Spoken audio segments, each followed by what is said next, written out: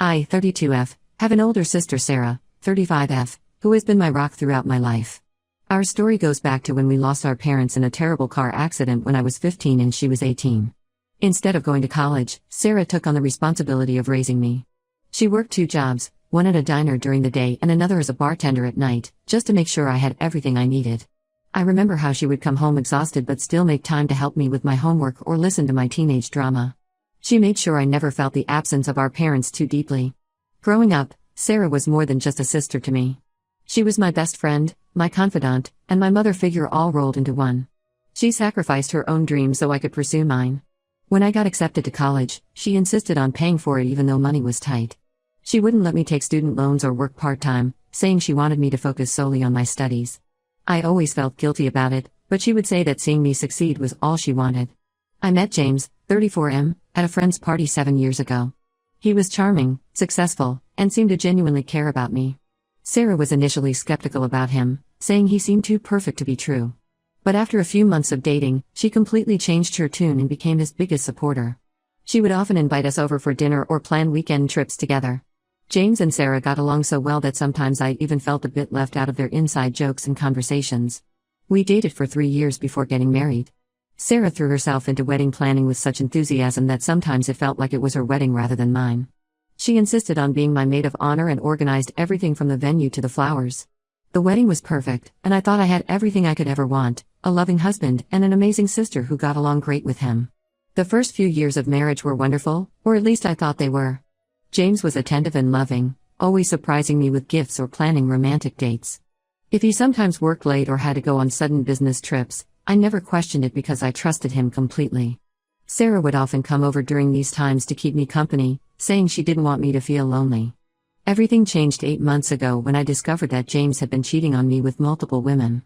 It happened by chance. I was using his iPad to watch Netflix when messages started popping up from someone named Lisa. The messages were explicit and made it clear they had been seeing each other for months. When I confronted James, he initially tried to deny it, but then more evidence kept coming up: other women, hotel receipts, secret phone bills. I was devastated and immediately moved out of our house. Sarah, being the amazing sister she was, took me in without hesitation. She helped me find a divorce lawyer, attended all the meetings with me, and held me while I cried myself to sleep many nights. She seemed just as angry at James as I was, calling him every name in the book and promising me that karma would get him eventually. The divorce was messy but finally got finalized 3 months ago. Throughout the process, Sarah was my biggest support system. She even helped me track down some of James's hidden assets that he hadn't disclosed during the proceedings. I don't know how I would have gotten through it without her. Last month, Sarah announced her engagement to Tom, 36M, her boyfriend of 1 year. Tom seemed like a genuinely nice guy, successful businessman, kind personality, and clearly adored my sister. I was thrilled for her because after everything she had sacrificed for me, she deserved all the happiness in the world. When she asked me to be her maid of honor, I agreed immediately. I wanted to repay all her kindness by making her wedding just as perfect as she had made mine. I threw myself into wedding planning, partly to help Sarah and partly to keep my mind off my own failed marriage. We spent hours looking at venues, tasting cakes, and going through wedding magazines. It felt good to focus on something positive after months of dealing with divorce drama. Everything was going perfectly until last week. I was at Sarah's place helping her create a wedding planning spreadsheet. She needed to shower before a meeting with the florist, so she asked me to look through some venue photos on her laptop while she got ready. As I was clicking through the photos, I accidentally clicked on her email tab that was open in the browser. What I saw made me physically sick. There were hundreds of emails between Sarah and James, going back almost 2 years. They weren't just casual exchanges, they were detailed conversations about his affairs. Sarah had been actively helping him hide everything from me. She would create alibis for him when he was with other women, warn him when I was getting suspicious, and even helped him hide money during the divorce by keeping it in her account. The worst part was how they talked about me in these emails. They joked about how naive and trusting I was, with Sarah calling me her clueless little sister and James referring to me as the perfect fool. There were emails where Sarah would tell James about my private conversations with her, things I had shared in confidence when I was suspicious about his behavior. She would advise him on how to better manipulate me based on what I had told her.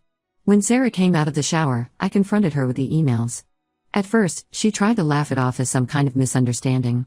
When that didn't work, she claimed that James had manipulated her into helping him by threatening to expose some secret from her past.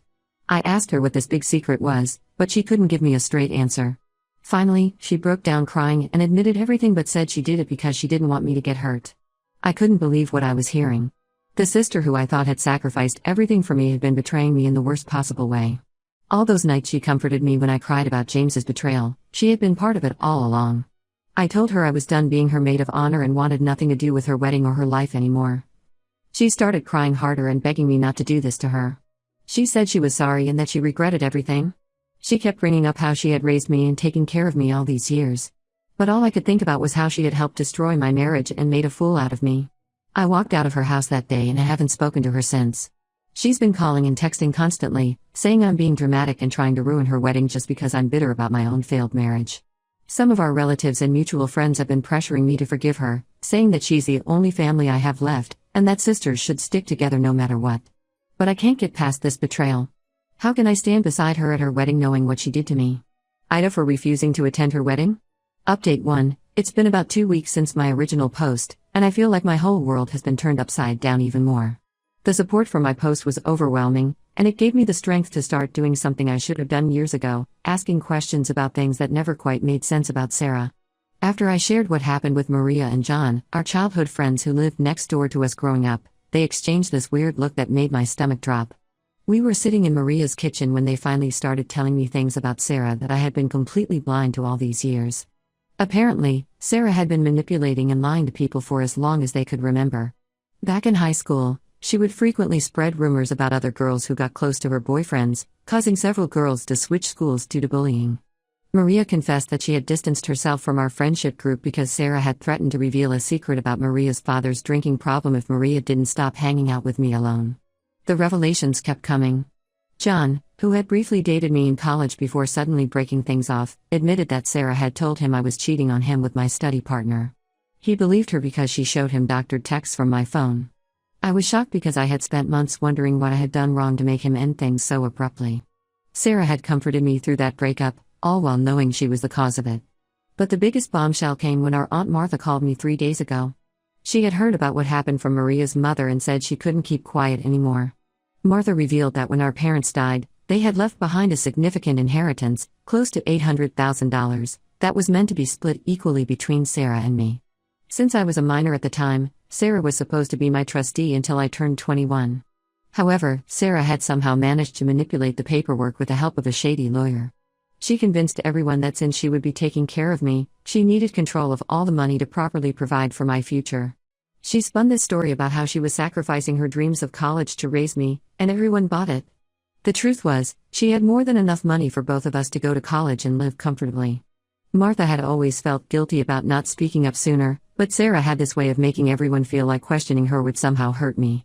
She told me that those 2 jobs Sarah always talked about, she never actually worked them. She had made up that whole story to make herself look more sacrificing and to explain where the money for our living expenses came from. Then yesterday, Tom reached out to me through email. He wanted to meet and talk about Sarah, saying there were things I needed to know. We met at a coffee shop, and he looked terrible, like he hadn't slept in days. He told me that Sarah had been pressuring him to sign a prenup that would basically give her control over all his assets, including his business. When he refused, telling her he wanted something more balanced, she started subtly threatening him. She had somehow dug up information about a mistake his company made years ago, a contract dispute that had been settled out of court. She implied that if he didn't sign her version of the prenup, this information might find its way to his competitors and clients. Tom said he had initially brushed it off as a joke, but then Sarah started dropping more and more hints about other secrets she knew about his family and business. He showed me texts where she had gone from sweet and understanding to subtly threatening within the same conversation. It was chilling to see how she could twist things around. Tom said he was having serious doubts about the wedding now, especially after hearing what she had done to me. The most painful part? While Tom was telling me all this, I got a call from an unknown number. It was Lisa, one of the women James had cheated on me with. She had found me through social media and wanted to apologize. She told me that she had never known James was married at first, and when she found out, Sarah was the one who convinced her to continue the affair. Sarah had told Lisa that I was abusive towards James and that he was only staying with me out of pity. Lisa said she felt guilty but believed Sarah because she was his wife's sister, so she must be telling the truth. Sarah has gone completely off the deep end since I cut contact. She's been telling everyone that I'm trying to ruin her wedding because I'm jealous that she can maintain a healthy relationship while mine failed. She's been calling my workplace so much that my boss had to get involved. She's even started threatening to expose my private medical information. I had a miscarriage 2 years ago that only she knew about, if I don't agree to be her maid of honor again. But her threats aren't working anymore. Each day brings new revelations about her manipulations and lies. Some mutual friends have started reaching out, sharing their own stories of how Sarah had manipulated them over the years. It's like once one person started speaking up, everyone finally felt brave enough to share their experiences. I'm still processing all of this information. The sister I thought had sacrificed everything for me had actually been stealing from me and sabotaging my life for years. Every time I think it can't get worse, something new comes up. I've started documenting everything and have talked to a lawyer about possibly recovering my portion of the inheritance. For now, I'm standing firm in my decision to stay away from her wedding and her life. She's no longer the person I thought she was. I'm not even sure she ever was that person. Some family members are still pressuring me to reconcile with her, but now that I know the truth, there's no going back. Update 2. It's been a month since my last update, and everything has completely imploded. Last week, Tom officially called off the wedding after discovering that Sarah had been secretly recording all their conversations. He found dozens of recordings saved on her cloud account when he was helping her sync her new phone. The recordings weren't just of their regular conversations. She had been specifically trying to catch him saying things that could damage his reputation or business if taken out of context. The final straw for Tom was finding a folder titled Leverage on her laptop. It contained not just the recordings, but detailed notes about his family members, business partners, and even his ex-girlfriends. She had been systematically gathering dirt on everyone in his life. When he confronted her about it, she tried to play it off as wedding research but couldn't explain why she needed information about his teenage daughter's therapy sessions or his sister's past relationship problems. After Tom left her, Sarah completely lost it. She showed up at my workplace last Tuesday, completely drunk at 2 p.m. She stormed into our office building, screaming about how I had ruined her life and turned everyone against her. She was saying wild things about how I had always been jealous of her and how I had manipulated Tom into leaving her. My coworkers were shocked. They only knew me as the quiet person who brings cookies to office potlucks. Security had to physically remove her while she kept screaming that she would make me pay. My boss Jack was incredibly understanding, but it was mortifying. The next morning, I received a large manila envelope in my mailbox. At first, I thought it was more threats from Sarah, but when I opened it, I found something much more disturbing. There were copies of old bank statements, checks, and legal documents dating back to when our parents were still alive. The documents showed that Sarah had been systematically stealing from our parents for years before their death. She had somehow gotten access to their accounts and had been transferring small amounts regularly to a secret account. The most shocking document was a letter from our parents' old lawyer to Sarah, dated just a week before their accident. The lawyer was questioning some irregularities in their accounts and mentioned potential legal action. I took everything to my lawyer, and she confirmed that Sarah had forged our parents' signatures on several documents. She must have gotten pretty good at it because she later used the same skill to manipulate the inheritance paperwork. The evidence suggests that Sarah might have known about our parents' financial situation even before their accident. This revelation has opened up a whole new set of questions that I'm almost afraid to ask. My lawyer has advised me not to speculate publicly about certain aspects of this situation for legal reasons, but we're pursuing action to recover my share of the inheritance and the stolen money.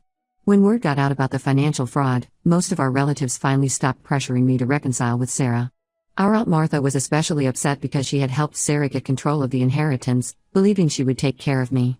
Several family members have now come forward with stories of Sarah borrowing money from them over the years, always with elaborate sob stories about needing it for my education or healthcare. None of that money ever made it to its supposed purpose. Sarah has been frantically trying to do damage control.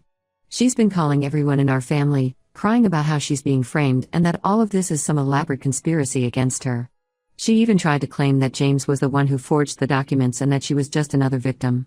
But nobody's buying her stories anymore. There are too many documents, too many witnesses, too much evidence of her manipulations. Yesterday, she sent me a long email trying to justify everything she did. She claimed she only took the money because she knew she could invest it better than our parents. She said she hid my inheritance from me because I was too immature to handle it.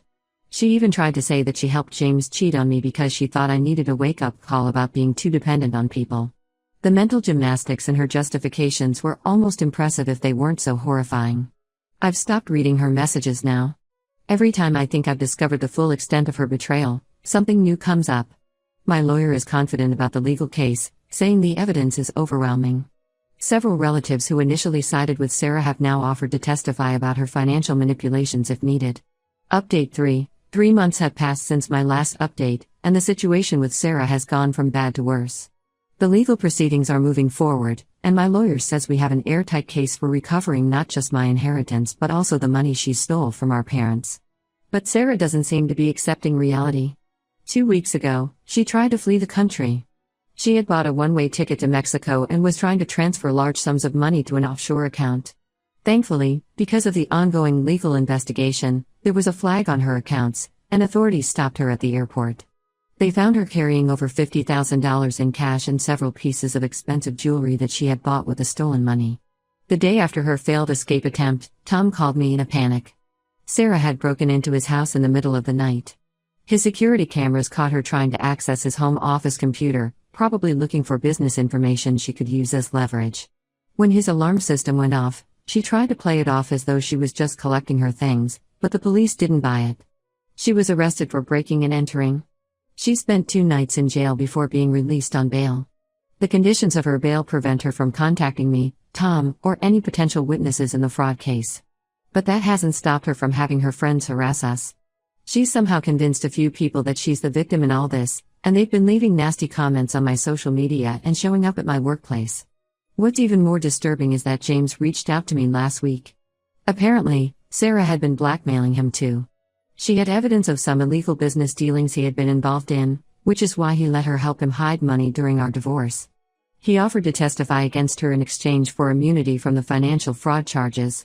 My lawyer is considering it, but I'm not sure I want anything to do with either of them anymore. The most recent development came yesterday when our Aunt Martha discovered that Sarah had taken out loans in her name. Martha had trusted Sarah with some paperwork years ago while she was recovering from surgery, and Sarah had used that opportunity to forge her signature on several loan applications. The total amount is over $100,000. Martha has filed a separate police report about this. I've completely cut contact with Sarah and anyone who supports her. I've changed my phone number, moved to a new apartment, and gotten a restraining order. Some relatives still try to guilt me about abandoning her, saying she's facing prison time and needs family support. But where was their concern when she was stealing from me and helping destroy my marriage? The whole experience has taught me that sometimes the people we trust the most can be the ones who hurt us the worst. I've started rebuilding my life without Sarah's toxic influence. It's strange, I used to think I couldn't live without her because she was all I had left after our parents died. But now I realize that she made sure I felt that way so she could keep controlling me. The inheritance case is set to go to court next month. My lawyer estimates it could take several months to resolve everything, but she's confident about the outcome. Meanwhile, Sarah is facing multiple criminal charges: fraud, theft, breaking and entering, and attempted blackmail. She's looking at significant prison time.